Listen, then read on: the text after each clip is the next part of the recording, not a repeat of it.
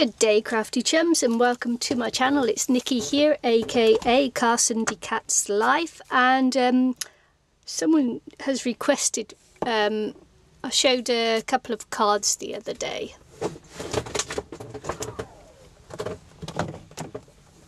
and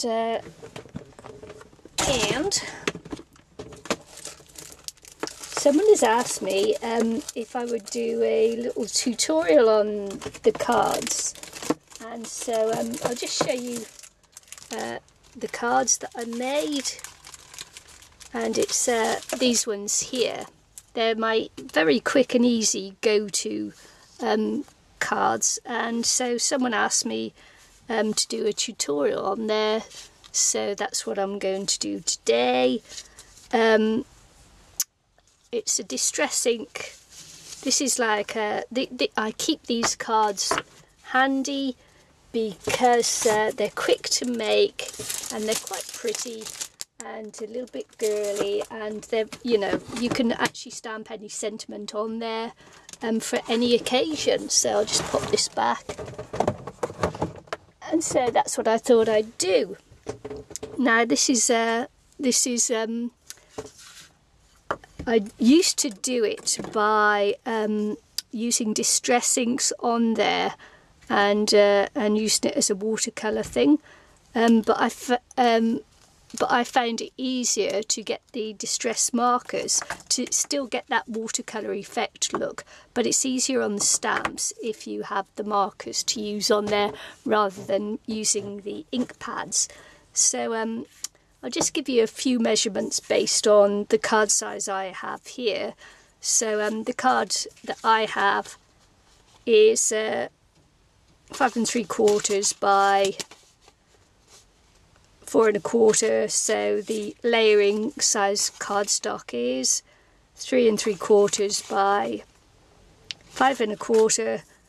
I made it a little bit smaller than I usually have because I was having to go with, this is the only piece of cardstock I've got left. So I was going with that size cardstock, so I've made it fit around what I have, and it was that size cardstock. So this is Neenah Solar White, and it's 4 3/4 by 3 1/4. So half an inch I think it was, and it's going to make a nice big border around there. So there's that, and so what you'll need is you'll need a stamp, some distress markers or any other marker you have that you can do a watercolour technique, and some water in a spray to spray on as well. I found that to do this technique, the watercolour paper really isn't the best thing to use. White cardstock is good, and for me I have the Neenah Solar White cardstock because that's what I do my Copic colouring onto that, so I'm using that and it works well with it. So what I'm going to do very quickly, I'll show you how quickly this technique is to use. I do have a bit of, I don't know, it might be paint on there. I'm hoping it won't affect it too much. But anyway, so what I did, and I've bought these just to go with this stamp to use for this technique. Because as I say, it's quick, it's easy, and without further ado, I should just, I'm using the light colour pink here. I'm just going to take it all over. Like so. This is going over the flower in the light pink. This colour actually is Victorian Velvet. This one is Aged Mahogany, so it's a darker pink. And I'm just going to do the centre of the petals just in the darker colour. So it's that good. So you start with the light colour and then work back to the dark colour. And just going to do the leaves and the stalk, and these two leaves here. And so that colour is Shabby Shutters, and this one is Forest Moss. And I'm just going to do the underside of that leaf there, just put a little bit there, a little bit there, a little bit there, and that's that. So I'm going to, what I'm going to do next is I'm just going to lightly spray the stamp. You don't want to get too much on there, and I think I did a one-sided off the stamp there, but we'll see. Yeah, it did. I'll just give another little spray on this side, and then just pop this down here. Yeah, I didn't think I quite got it right there, but anyway, this is the good thing about this technique, is it doesn't really matter because it just adds to it, actually. So I'm going to do it again because I'm going to do 2 flowers on here. So going over in the light pink to the dark pink, oh, brush end, to the dark pink in the middle,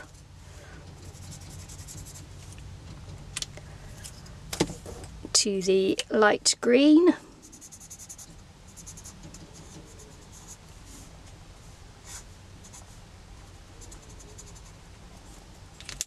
to the dark green,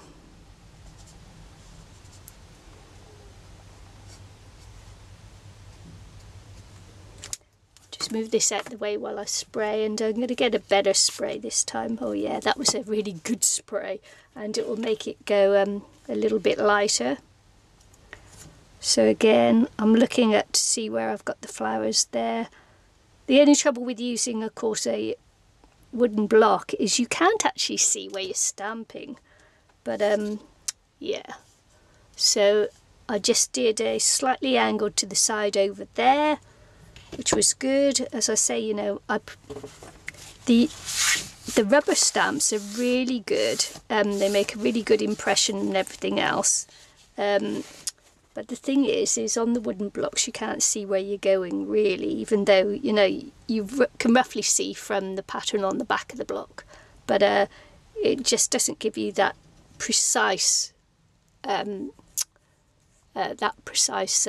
stamping that the clear do, even though you can use the stamp positioner. The point about this is it's a quick and easy technique, and so you wouldn't be using a stamp positioner to do that. So while that's just drying off a little bit, I shall put some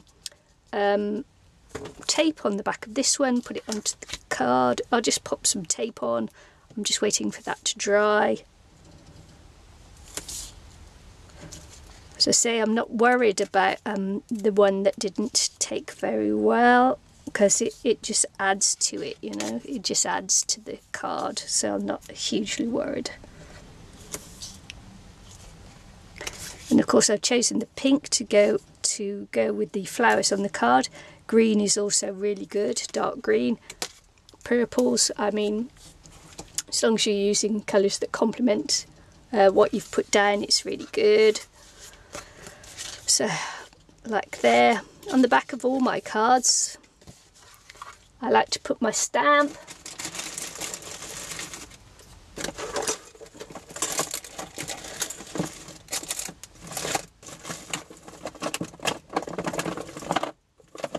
So I'm going to use my VersaFine,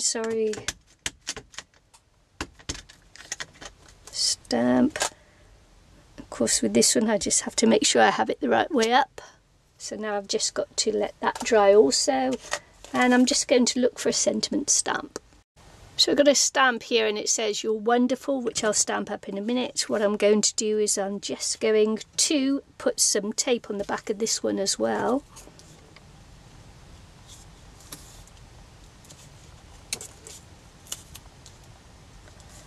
What you really want is a clean work surface to work on. Bit cleaner than the one I've got here, but you know, it's quite important when you make cards to have clean hands and a clean work surface. And I keep saying this again and again, you must get fed up of me saying this, but anyway, I'm going to pop this one onto here now. I'm doing this in real time as well. The only time I've turned off the camera is when I went to look for your sentiment stamp. So, you know, because I wanted to show you how quick this card were. I've lost my fingernails somewhat, and so it's a little bit difficult for me to get that off there. So I'm just going to centre this up as best I can. This actually is a little bit difficult when you're making a video as well, because you can't lean over the stamp to put it on, so you can have a tendency to go just a little bit lopsided. So I'm going to put You're Wonderful. I am going to wipe that off there because I could get it onto the card.